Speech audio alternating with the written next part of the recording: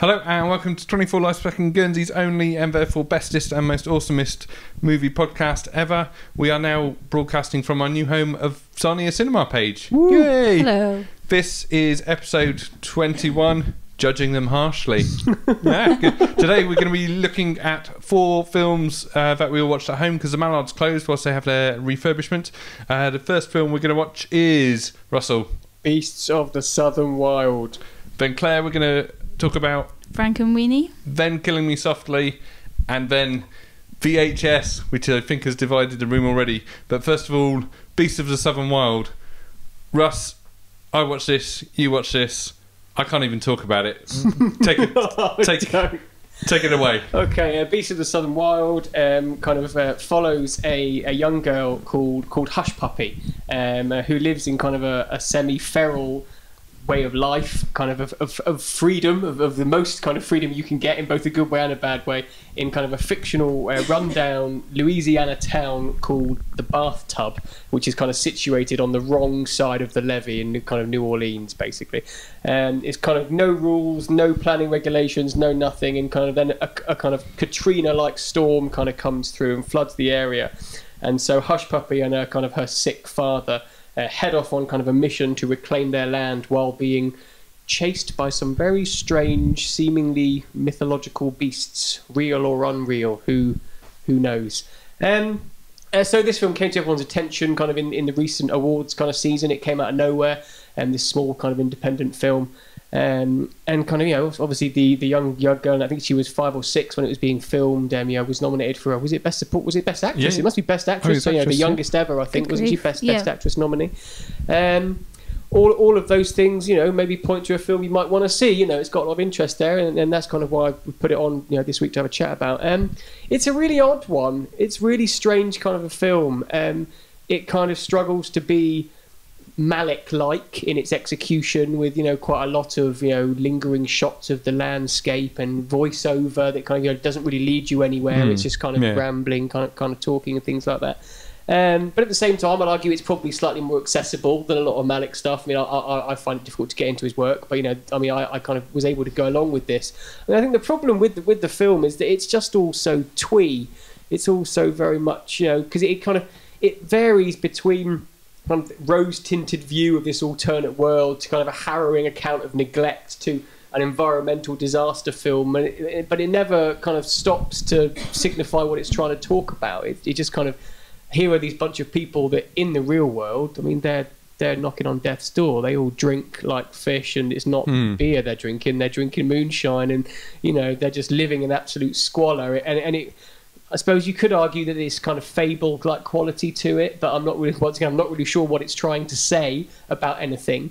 The performance is good. She's a good little actress. I think she comes across it and very well, and presents quite this young, strong, brought up by herself kind of attitude. But that doesn't necessarily save the film ultimately from not being particularly fulfilling. It's very muddled and a bit. It's one of those strange Oscar nominees that you're not quite sure why it's there compared to the films that weren't nominated for kind of I think it might have even been nominated for Best Film at one point. I'm not really sure. And so it was quite a frustrating film, really, because I didn't really care at all, and that's the biggest problem, I think. She is set up. You're supposed to love this character and root for her and want her to succeed, but I think obviously in the end, it's set up that this is her world and she kind of loves it. But you're like, well, that world, no matter how much rose-tinted spectacles you wear, is crap and horrible. And so why would you love it? And so it's a very strange one. I mean, like I say, I don't think you were particularly enamoured with it either. No, not at all. I mean, it's like you say, it looks like a Malick movie. Yeah. It sounds a bit like a Malick movie, but it's not, because I didn't find there was any real heart to the film. I didn't find there was any real sort of substance, whereas even something like Tree of Life, which I know Cine Guernsey did a screening of Tree of Life, and oh my word, I'm not sure if that went down at all well, because it's a very sort of obscure film in many ways, and I think people thought that a bit too avant-garde and so on, but there's something in Malick's films.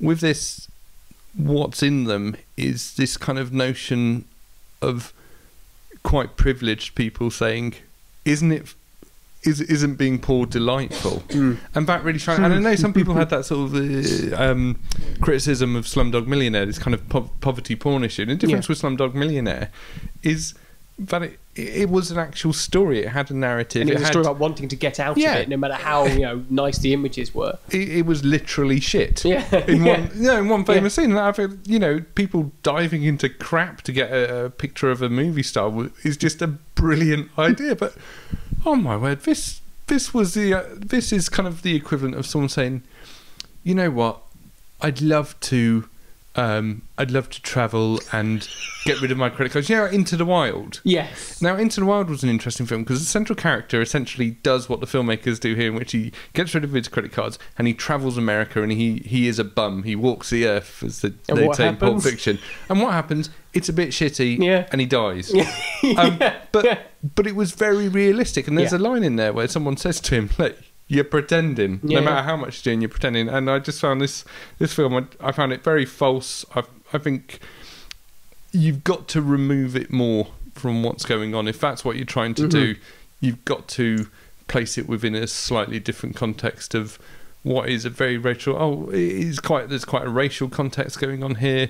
There's a very sort of the economic context. And we're going to talk later about Killing Them Softly, which sort of touches on very similar areas in some ways, but this is just people saying, aren't poor people delightful? And they'd probably have to use their imagination because I doubt they've got a telly, and it's just but aren't they good at it? Aren't they?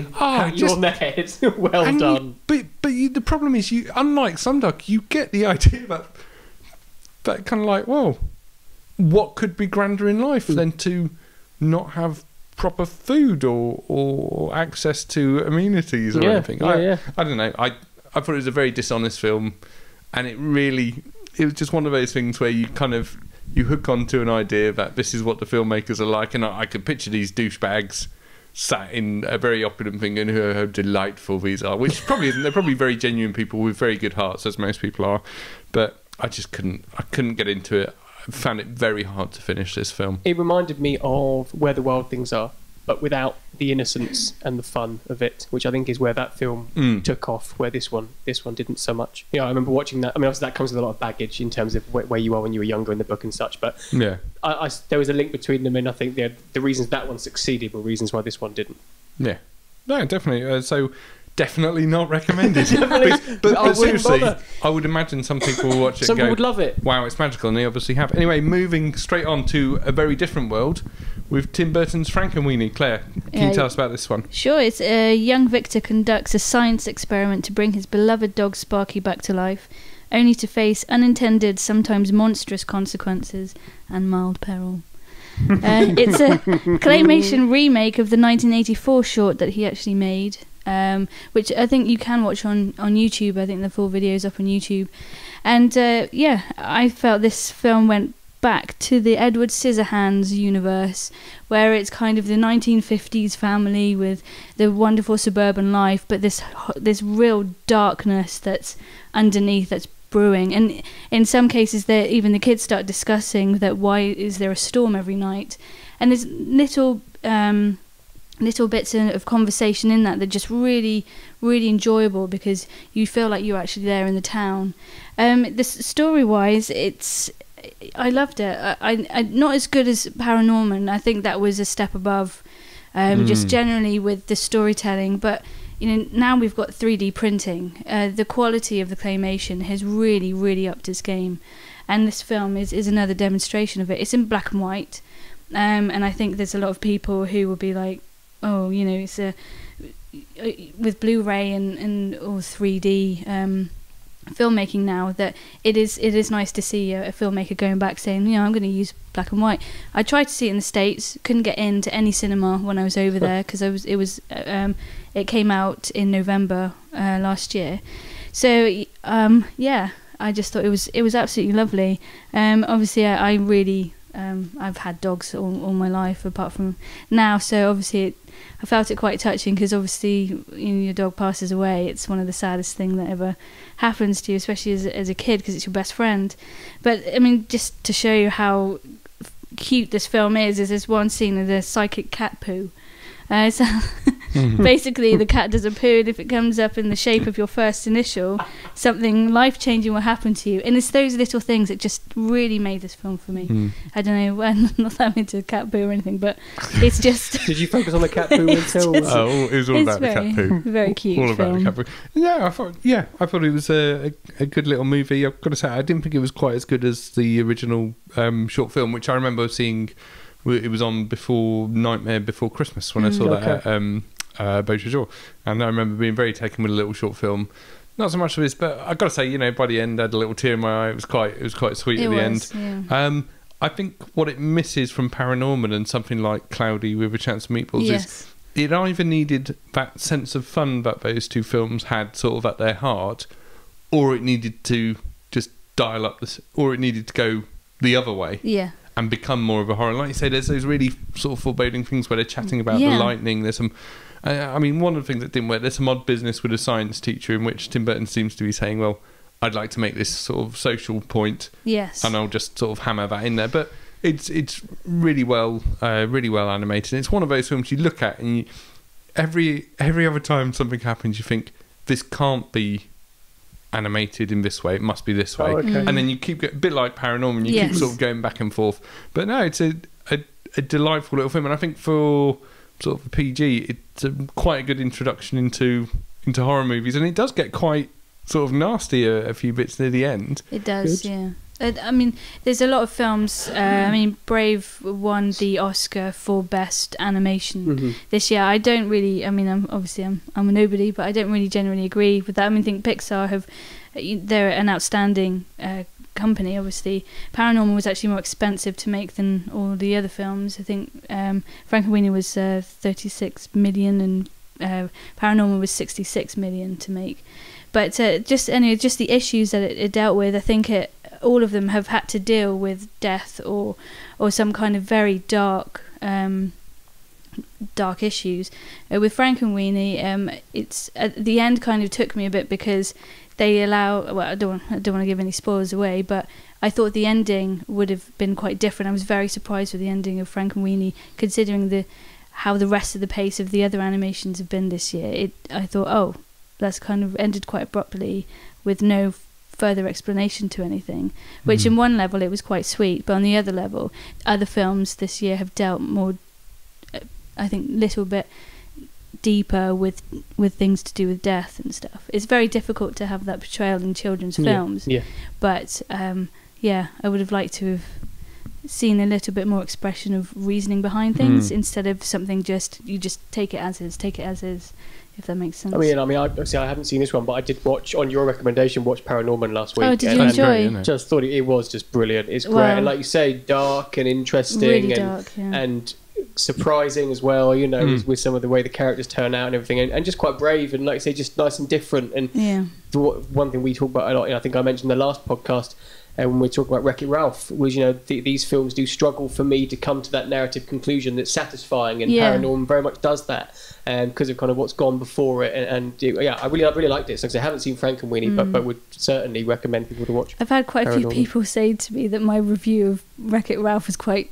Like, I took it quite darkly, but I generally saw a lot of stuff in there that I felt was exactly. But I did have a few people. Why are you looking so deeply into it? It's like, well, take it at this point and this point. They were like, oh yeah, I do actually see what you mean, but it's quite extreme. It's like, well, we didn't go Room 237 on it. No. So, there's something to be said. And you didn't see Die Hard.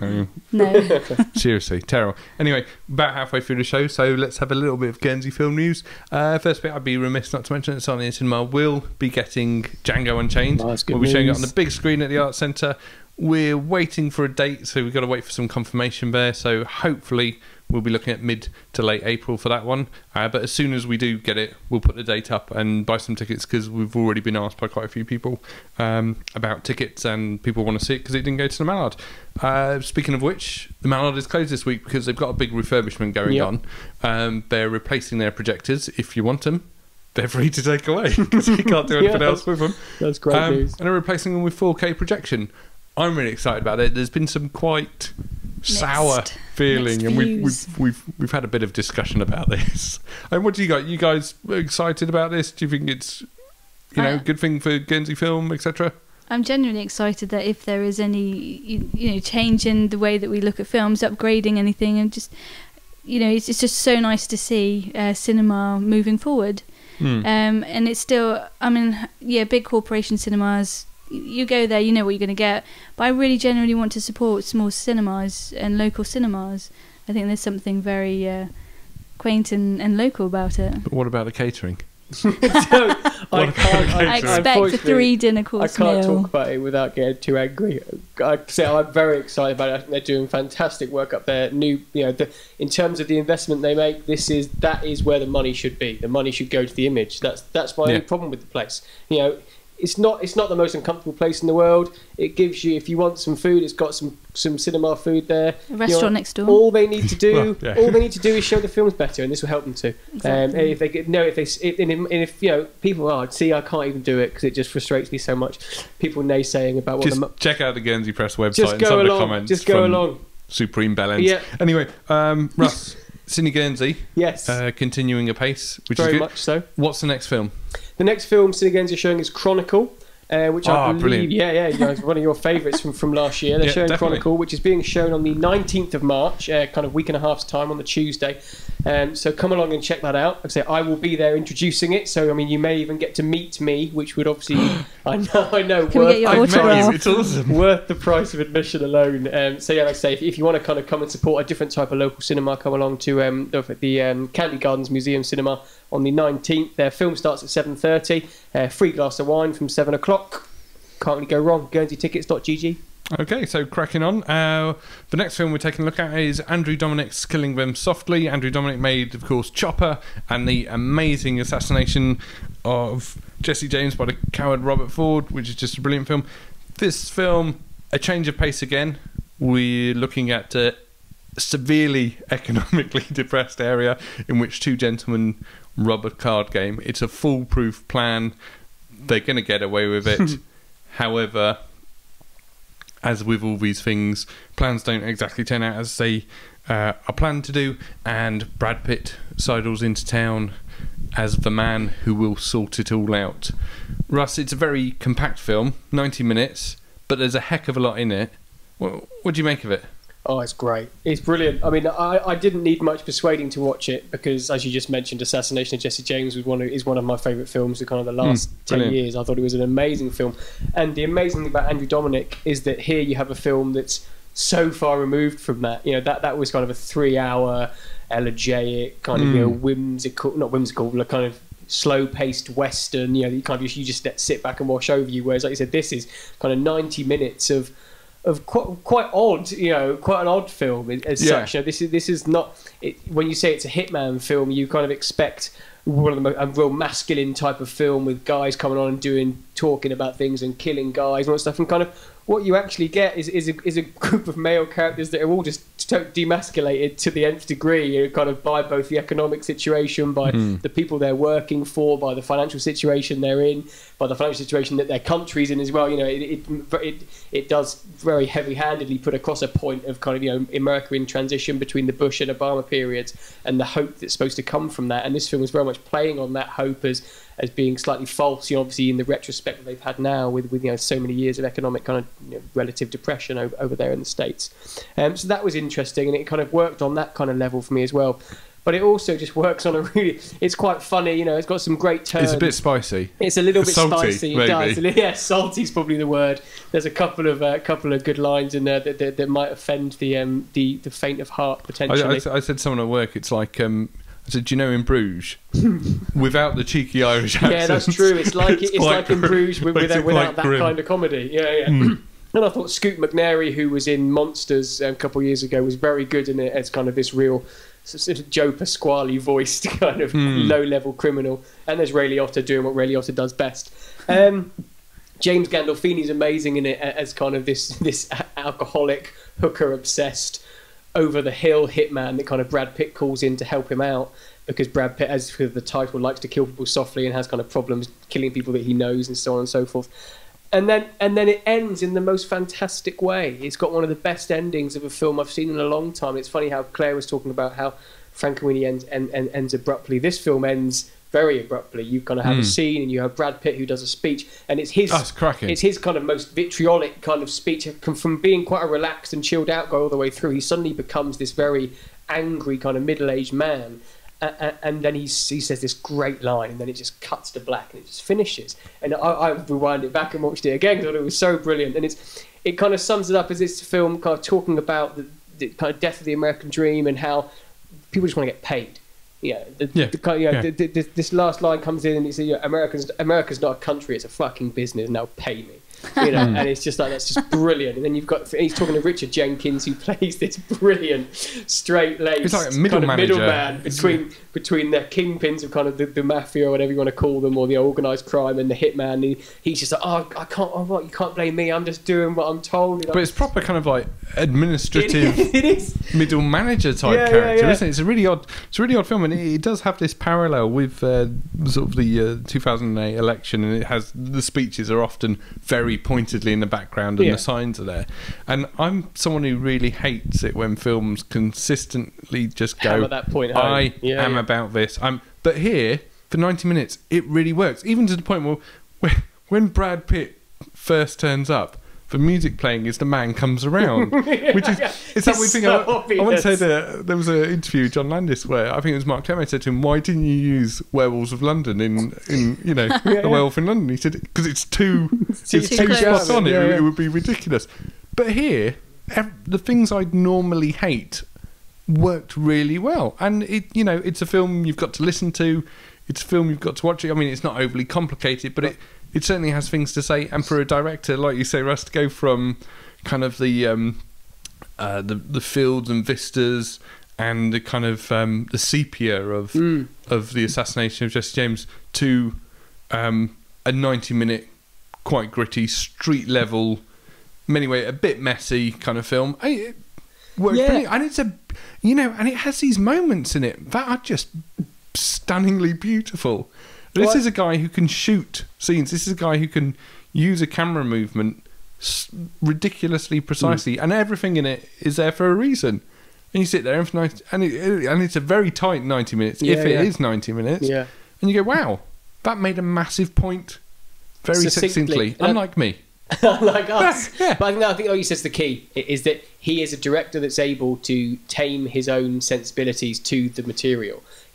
Jesse James worked. It's 3 hours is fine because it's just that you just enjoy it. You lavish in it, and he kind of lavishes in it. There's lots of soft focus and interesting shots. Whereas this wasn't about that. It's very simple, and he's got a couple of really nice moments in there, but it's about hitting it home with that idea and with the script and with the acting and the performances happening in that way. And I said to you earlier, I think him and Paul Thomas Anderson are two very similar directors at the moment who are making kind of grown-up contemporary adult cinema, kind of relatively still within the system. But showing everyone how it should be done. I like to think him, Wes, and Paul WS and WS are like are brothers. Like maybe. It's a King Lear sort of thing. Be. Anyway, moving on, we've got a few minutes left now to discuss VHS. VHS is, depending on who you might speak to in this very room, either a very smart, very literate horror compendium. It's got 6 horror stories, all done point of view, all a bit paranormal activity, that kind of veins running through it, or it is just a string of douchebaggery. Myself, I think it's very effective. I think some of the stories are definitely stronger than others. I was very disappointed that Ty West's is the weakest of the stories. It is essentially, as many films are, and I know I repeat this phrase a lot in this podcast, but this film is essentially bitches be crazy in chapters. Do you know what I mean? But I think it's got funhouse horror, it's got kind of off-kilter horror. It does do the paranormal activity thing very blatantly at one point, to the point of, are you sure you're doing this? What did you guys think of it? Do you want to? No, after you, Claire. Go on. I think we were too. Well, I generally really liked it. And I thought, as you said, I thought some stories were stronger than others. I thought some were interesting. To be honest, when I first started watching the film, I hadn't read a thing about it. I didn't know what to expect. So I literally sat down and thought, what the hell is going on? Because I didn't realise that it was going to turn into 6 stories. So as soon as I started watching it, I was like, what's this now? What's happening? I think the storytelling in between sections, obviously not to give too many spoilers away, I think was slightly scatty. It didn't really kind of make too much sense. I think watching it again for the second time, I think it will make a lot more sense to me. Should have been in 4:3 though. But that annoyed me. It should have been what? Sorry, 4:3 ratio. Oh yeah. It's what a dickhead. The first story. I think I realised after the first story. Oh, it's actually going to be mini shorts in between. So once I understood what their format was, I could then kind of sit back and enjoy it as each story came. I think the weakest for me was the sick thing that happened to Emily when she was younger. Oh yeah. Should I give any spoilers? I don't really. No, we shouldn't give spoilers. Really, for me it was classic. I don't really want to. It wasn't very clear what it was, and so I think my favourite one actually was the psychotic serial killer Thai story. Really? Because apart from the paranormal house one at the end, but I don't know, I just thought that it was quite interesting, and it was because it wasn't a paranormal one, it was a psycho basically. It was somebody going a bit crazy, and it's just because I just didn't expect it. I think with the rest I knew something crazy or a monster was going to come out or some kind of something random. With this one I had no clue what was going to happen, and then when I saw it I was like, oh well, that was that then. But it ended very quickly, and I had to rewatch some of the film just to make sure I actually got it. I think it definitely requires a second watch, just to make sure that you get all of the detail. Russ, will you be watching this again? I probably won't be watching it again. No, I'm a fan of horror films. I like them a lot, which is why I was quite looking forward to seeing it. But within kind of the first 30 seconds, I wrote down this film is filled with idiots, which was a bit of a shame. I felt the kind of framing story didn't work at all for me. I don't think a framing story in a kind of a portmanteau horror doesn't need to try and be that clever. I think if you're making a portmanteau horror film, you can have anything you like. Yeah. You know, a man walks into a video store and asks the guy, "Hey, should I watch any videos?" That works. It doesn't have to be part of it as such, and I think that it just wasn't very good, and just a bit silly. That's how I felt about that.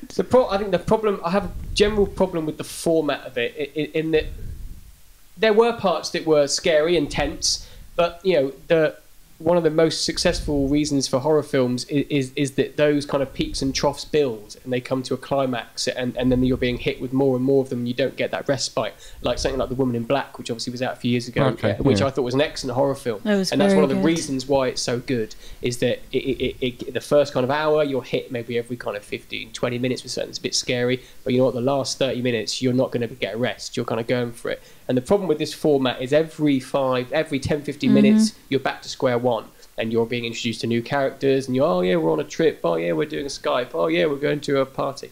Okay, well, I don't care anymore, because I was up here and now I'm back down here again, and there's no build. So that was a problem for me. The other problem I had was kind of the first story and the fourth one, where they kind of use Skype, were the only ones that even attempted to integrate the camera into any kind of narrative. The rest of them, it was just that classic, hey, let's film everything, it's found footage, which just in these days with things like Chronicle and stuff, there's better ways of kind of handling it. And I was surprised that given a format which should be innovative and quick 15 minutes, people should have been able to come up with something better than that. The other one is, I thought only two out of the 6 stories were any good, personally. I didn't like one of them. The first one was good, although it was a species rip-off. That doesn't matter. I thought it was quite effective, and the special effects were very nicely interwoven with kind of the reality and the footage of it. The second one I found really boring. The third one, which happened in the woods, was rubbish. And the fourth one was like an episode of Paranormal Activity, which I watched all the way through and was scarier. And I say the fourth one I thought was okay. Haunted House. It had some neat kind of graphics. It had a neat twist in it, which I liked as well. So I thought that was quite good. Fun house and if it had ended there and didn't go back to this strange framing narrative, it would have been a better end.